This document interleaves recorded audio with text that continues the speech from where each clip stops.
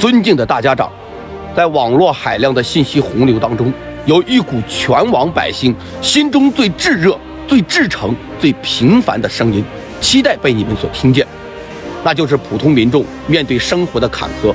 遭遇不公时，微弱却满怀期望的呐喊。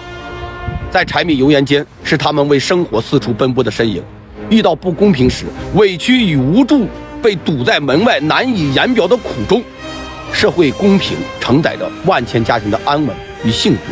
关乎着我们国家发展的长治久安。咱们不忍有失底线，